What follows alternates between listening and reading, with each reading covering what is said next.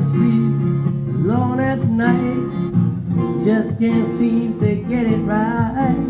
Damned if I do, damned if I don't, but I love you. I said I'm damned if I do, damned if I don't, but I love you. Well, Eric had two projects. One was my solo album. Yes. And also Keats was the same time. I think he did a deal for both bands at the same time. Yeah, Keats would have been nice to sing with. Yes, yeah. It was good stuff. Can you tell me about your solo project? Well, Lenny Zakatek, it's called, yeah, that was. I loved album. it. I loved it. I thought we changed some members. Originally, I was looking to have more Gonzalez guys play because the album was. I think in the review it said, if you like Stevie Wonder and you like Billy Joel, this guy it's sort of similar. So I had an idea to use some other musicians, but but Alan and myself decided a mixture of some project. APP project guys like Stuart Elliott, who was fantastic, and obviously Ian Benson. Yeah.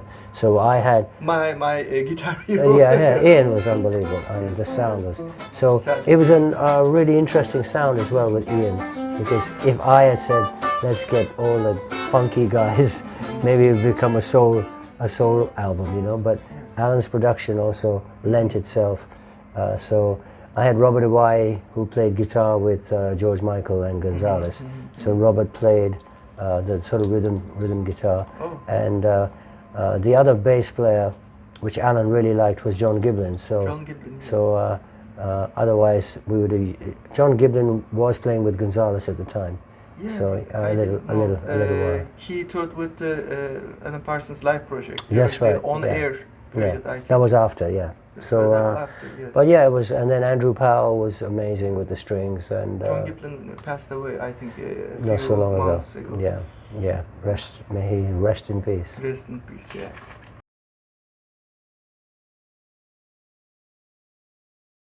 Love Letters. Love Letters. Yeah. It's a cover.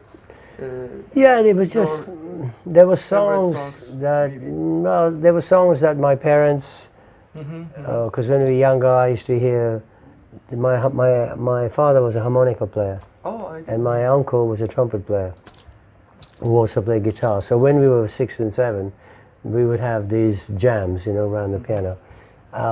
So some of those songs were songs that I'd heard as a child, and then some of them were just songs I always wanted to sing. But the main thing was I wanted to prove to myself that I could still sing. So, you know, it's like if you play guitar, you can't, and you haven't played for 3, 4, 5 years, and somebody says, play the guitar, and you go, oh, I was pretty good, you know. So when I was very encouraged by Steve Jeffries, the man that produced Love Letters, and he plays keys as well and arranges. So he really encouraged me to sing. I didn't want to sing anymore. I sort of thought, you know what, I'm not working with Alan. Gonzalez were finished, and I didn't feel I had the energy. But then Steve played me a Buddy Guy album, blues guitarist, and I went. And there was a song on there called Skin Deep, which I absolutely loved. And he said to me, you can do this. And I went, no. And he said, seriously, you can do it. So he said, let's jam a few things in the studio. Just let's see where your voice fits, you know what I mean? And that's how it started. And then slowly I got some of the Gonzalez guys to come. Robert's son, I'm using the young Gonzalez, not the old Gonzalez. So Robert's son, James Hawaii, played. What happened to Gonzalez? They just, you know, it was too many of them. There was 11 of us, so it just slowly broke up. It didn't. There was no fighting. It was a great disco hit. Yeah, but also the albums they made were more jazz funk. So we we should have toured, but we never did because they were doing a lot of sessions, you know, for other people. They were on Careless Whispers, you know, the saxophone player. That's the guy from Gonzales, you know what I mean? Oh, I didn't know it. Steve Gregory, yeah. And then Roxy Music, Slave to Love, that was Gonzales, the other saxophone player. Wow. And they were always on other people's records. So they were making money doing sessions. As a singer, you get less sessions. Yeah. So, yeah, Tim Cansfield played as well. And then I asked Ian if he would, because Love Letters was just acoustic, piano and voice. And I asked Ian if he would play. So he played very nice, simple guitar. That was beautiful. You were good friends with Ian?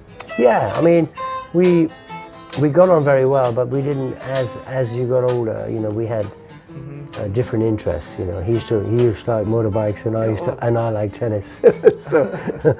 so I'd go and visit him every now and then, you know, or if he was in, he moved to Spain as well for a long time, so I didn't see him for a long time, but we used to stay in touch sometimes on the phone and things like that, you know. Yeah, you know. When we formed the Project band and only 2-3 years ago with Richard and Lawrence Cottle and Stuart Elliott and myself. So that's the first time I'd seen Davey Payton and Andrew Powell in 20 years. So it was lovely to see them, you know. So yeah. So I'm hoping that we can make some music as well next year with the guys. Yeah, it'll be fun. I wouldn't want to be like you. Hey.